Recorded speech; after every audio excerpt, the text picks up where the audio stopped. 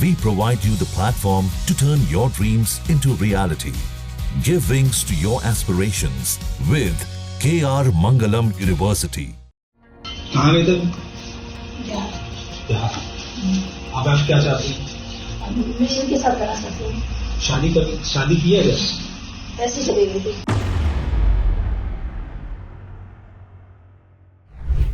Social media पर तहलका मचाने वाली वो खबर, हर स्क्रीन पर बस यही चेहरा, यही कहानी।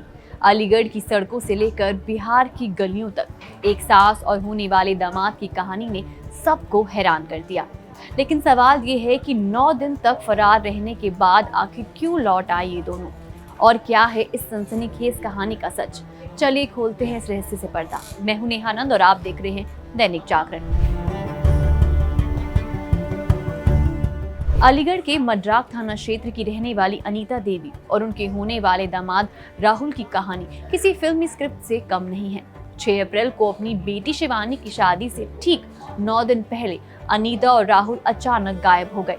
घर वाले, रिश्तेदार, पुलिस सभी के होश उड़ गए।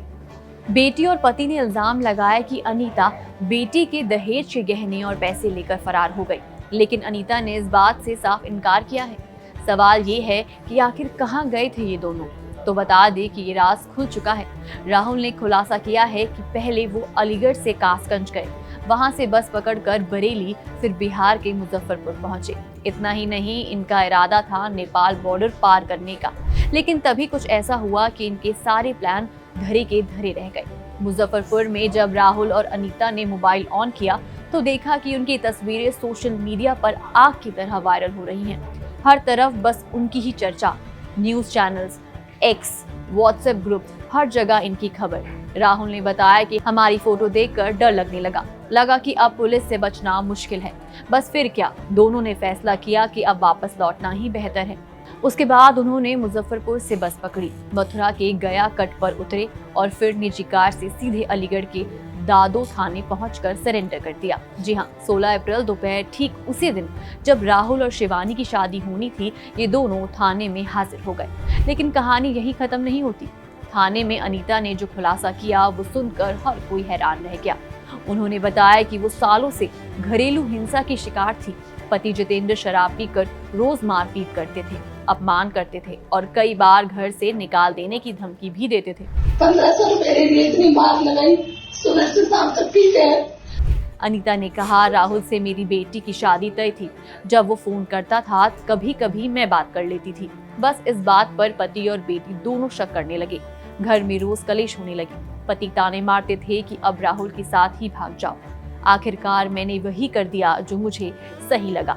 वही राहुल ने पुलिस को कहा कि मैं अनीता को पहले से जानता था, क्योंकि मेरी सगाई उनके घर में ही हुई थी।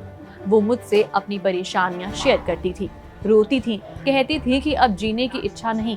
मुझे डर था कि वो कुछ गलत कर लेंगी, इसलिए मैं उनके साथ चला गया। राहुल का कहना है कि ये फैसला चौंकाने वाला था, लेकिन उसने अनीता की मदद के लिए ऐसा किया। थाना प्रभारी के मुताबिक अनीता और राहुल दोनों बालिग हैं और उन्होंने खुद सरेंडर किया है। अभी अनीता को 1 स्टॉप सेंटर भेजा गया है और उनके बयानों के आधार पर आगे की कार्रवाई होगी। सीओ ने बताया कि मामले की जांच जारी है। लेकिन रुकिए, ये पहली बार नहीं है जब राहुल ने ऐसा किया हो।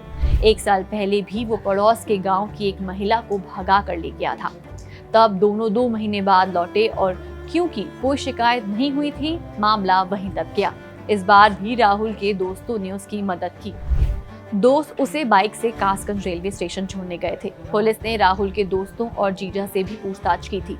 लौटने के बाद जो हुआ वो दिल दहला देने वाला था। अनीता की बेटी शिवानी ने अपनी मां को डायन कहकर उससे मिलने तक से इनकार कर दिया।